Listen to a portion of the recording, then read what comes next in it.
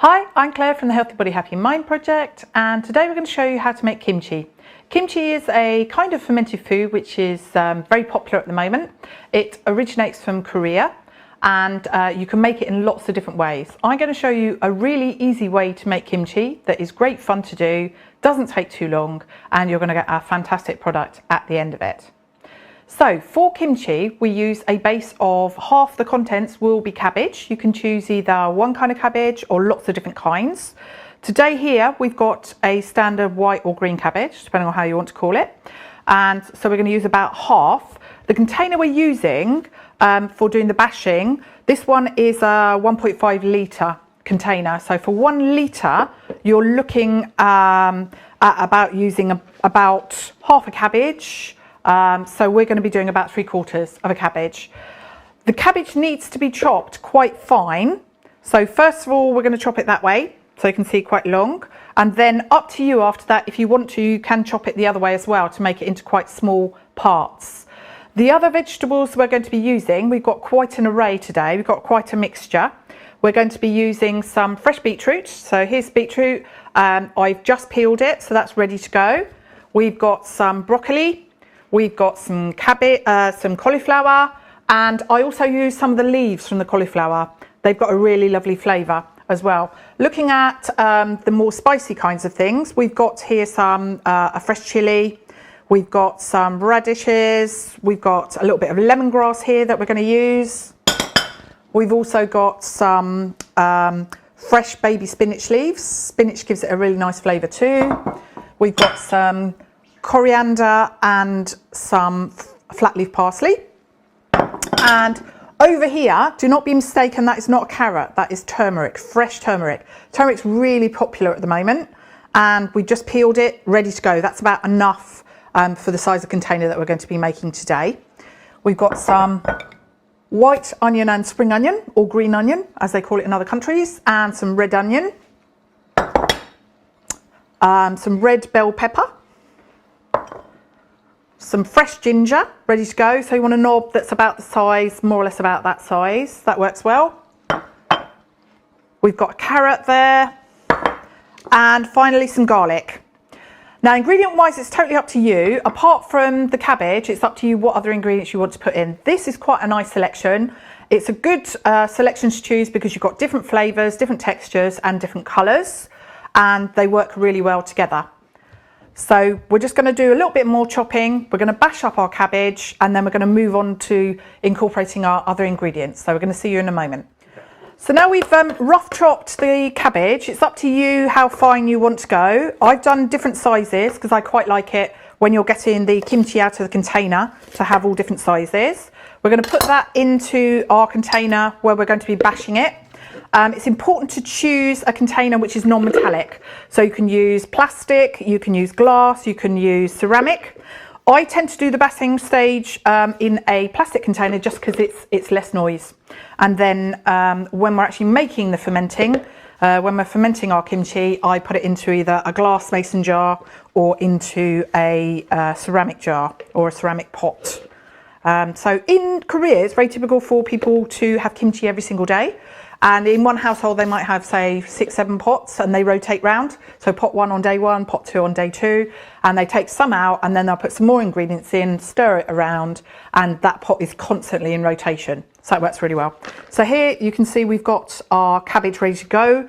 You ideally want about half the size of the container that you're using, and then it's up to you. You can either bash by hand, just bashing up and down. You can press down using your body weight and turn around. Some people like doing it just with their fingers and crushing it. That does take quite a while. Otherwise, we can use other implements. So as long as it's non-metallic, that's fine. So a wooden implement is good like that, or pestle and mortars work really well as well. And you just give it a really good bashing. So vitally important before we start bashing is to choose our salt. There's loads of salts out there for you to choose from. Himalayan salt is amazing. It's a really good one to choose. Himalayan, you can tell it's the proper thing because it's all different colours. If you're buying Himalayan salt and it's just one tone of pink, don't buy it because it's probably been spray painted. So this is a good example of a really good mixture of colours there. And we want to be using, for 1 litre container would be 2 teaspoons of salt. And because this is 1.5 litres, we're going to use 3 teaspoons of salt. So we're just going to add in our salt. We're going to add in the pepper at this stage too, but we're not going to add in cayenne pepper till later on. We're just going to put in salt. You can use a variety of different salts if you want to. Some people like to use, say, a mixture of Himalayan with Persian blue, or maybe put in a little bit of black cypress salt or some red Hawaiian as well. And we're going to be back in a moment when I've shown you how to bash it down. So this is all good to go now. So we've got the cabbage. This has all been bashed down. You can either bash it down by hand, or you can use different kinds of tools. You know it's ready when you bash down, when you press down with your hand, the cabbage will be completely covered in liquid. So it's the liquid from the cabbage which is really important for the fermentation process, both for sauerkraut and for making kimchi. So this is a really good base there. So we've now gone from half the size of the container, and it's gone down to just under a quarter. So you do lose quite a lot when you press it down size-wise. So bear that in mind for the jar that you're going to put it in afterwards, that you are going to lose about half the volume from what you put in originally. So that's been bashed down, that's ready to go. So we can now add in our other ingredients. So it does really vary. It's up to you how much you like of everything. My suggestion would be for a container this size, between 1 litre and 1.5 litre size container, I wouldn't do more than 1 clove of garlic.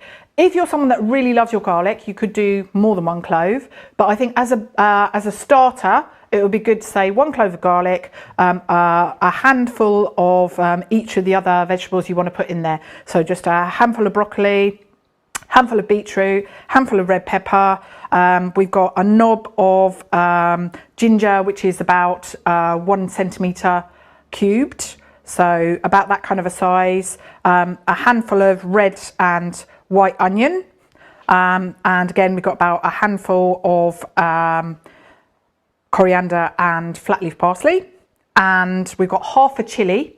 So the fresh chilies that I'm using are about this size, so half of one of those, and 3 small radishes, so 3 quite small radishes. That's what we've got so far. We're going to add in as well some cauliflower and some cauliflower leaves, and then we are going to be good to go because we've got everything else there, and a bit of carrot as well. And we're going to put those in. Once those are in, we're going to give that another bash. It doesn't need to be bashed so much. It's more the cabbage that you've really got to work on it to get that juice out. And we're just going to press down a little bit and move it around, so it's getting the cabbage juice and it's getting the salt and the pepper that we put in there already. And once we've done that, we're then going to add our other seasoning. So I'm just finishing off adding in the last ingredients. Here we've got some cauliflower leaves and some cauliflower. So I'm just going to rough chop that, add that in. And then we're going to look at our spices. So it's totally up to you what you want to add in. Caraway seeds are very popular. You can put in a bay leaf. Red pepper works well, so a bit of paprika. You could use smoked paprika. Totally up to you. I'm just going to finish putting these bits in now. So within the kimchi, what we've got there, we've got some things that I've rough chopped very small, some I've rough chopped a bit bigger. So we've got a bit of a mixture, and that works really well because when you're going to eat it, it's nice having different textures and sizes. So having a look at the spices we're going to add in, we've got some sweet paprika here, and you're going to put in about a teaspoon of paprika to start with, and that's going to give it a bit of colour and a nice taste as well. And then after that, it's totally up to you. Caraway seeds, as I said, bay leaf also works really well. Some people like to put in a range of other things as well, but we've already got quite a lot because remember, we've already put in ginger, we put in turmeric, we put in some garlic, and we got the chili. I think we're just going to put a little bit of lemongrass in, and that should be enough in the way of spices. So lemongrass is going in now. We're going to put in a small handful there of spinach as well. Spinach, we're not going to chop it because that's just going to disintegrate. So One typical ingredient to put into kimchi is fish sauce. And fish sauce there can be a bit of an issue that it can have a lot of additives in, it can have a really high salt content, it might have lots of MSG in there and gluten. So one way to get around that, if you do want to have a fish flavour for your kimchi, is to use a couple of anchovies. Now anchovies are great, they work really well for a kimchi. You can also use them for cooking. They work really well if you're doing something like a roast chicken or a roast lamb. Let's see if I can get them out. They're very stubborn. Let's have a look. So we're going to put in two anchovy fillets. Okay, that's going to be enough for a container this size. And the anchovy is going to basically disappear completely. Obviously, if you're vegetarian or vegan, you wouldn't be putting those in, but you can achieve other kinds of flavours just with the mixtures of herbs and spices that you've got. So we've already put in the salt that we needed for the cabbage. We're going to just put a little bit more salt in. This time I'm just going to put it in by hand like that. So that's going to be another teaspoonful. So that makes our full 3 teaspoons. We're going to give that a little bit more of a bash and then I'll show you the next stage. So all of the ingredients have been mixed together and now we're just transferring it over to a mason jar. You want to get a jar that's going to be about the right size, that there will be a little room at the top, but not too much. So you don't want to put, if you're making a small kimchi, into a massive size jar. So find the jar for the right size for you. And we're just going to put in the last little bits. And once we've got those in, we're going to press it down a bit. Let's get this last bits out. And just give that a bit of a press down.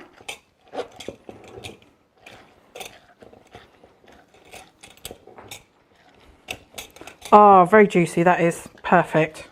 That is going to make an amazing kimchi. Lots of smells there going on already. That's going to be amazing.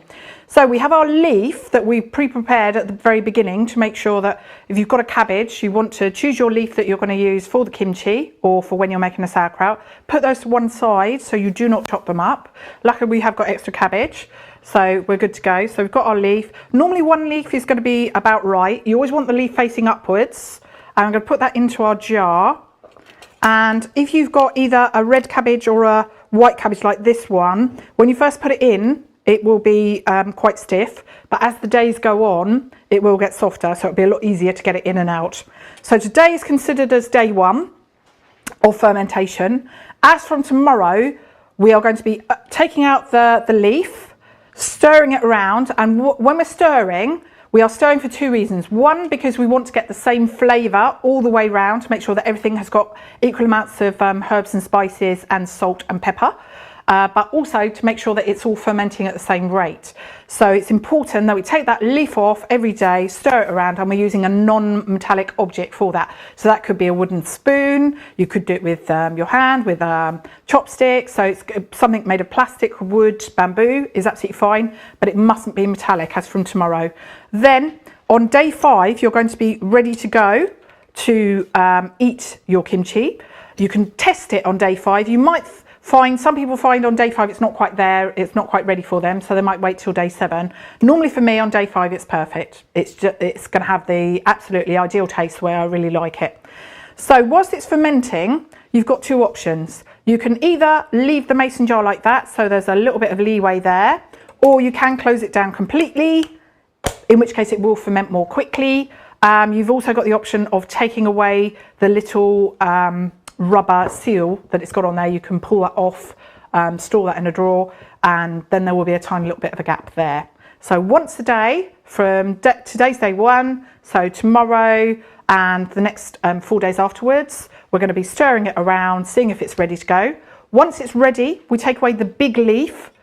We take away that big leaf and we throw that away, and then we're going to store it in the fridge from then onwards. So every time you want to take some kimchi out, stir it around first, put some on a plate to eat, ready to go, but we're always using a non-metallic item, so a non-metallic spoon for it. So there we go. There we have, this is today's kimchi, and then this is the kimchi we made last week. So already you can see, same kind of ingredients, but already we've got a difference in colour. So we'll let you know how this one goes. So today is day 2, and now we're going to give our kimchi a little bit of a stir around just to make sure that everything is fermenting at the same pace and to make sure that we've got those flavours getting the whole way around the jar. So you can use different things. So you could use wooden spoon, works really well, or a spoon like that. If it doesn't fit in that way, if you've got quite a small jar, you can use the spoon the other way as well. And then obviously some chopsticks work really well. As long as it's not metallic, that's fine. So we're going to take out our big leaf, and there we've got our kimchi. And I'm just going to use this spoon because it's quite a big container, and just give it a little bit of a stir around, mix it all up all over the place. And it's a good idea, once you've fully fermented it and it's in the fridge, that you do still give it a good stir around on a regular basis as well. But it doesn't need to be every day. So once every couple of, well, maybe twice a week, it will be absolutely fine. So giving it a nice stir around, so that's good to go. And we're going to put the leaf back in again and just give that a bit of a bash. Put the leaf in and we're pressing it down. So that's all completely covered, loads of juice there, and that is good to go. So see that juice? It's a nice reddish colour because we've got that from the paprika we put in there and the peppers and stuff. And that is good to go till tomorrow. And tomorrow we're going to do exactly the same thing. And then we get to day 5. On day 5, we take the leaf out, test it. So if we like the flavour, we're good to go. We can eat it. And then from then onwards, we're storing it in the fridge. So there you go. That's how we make kimchi.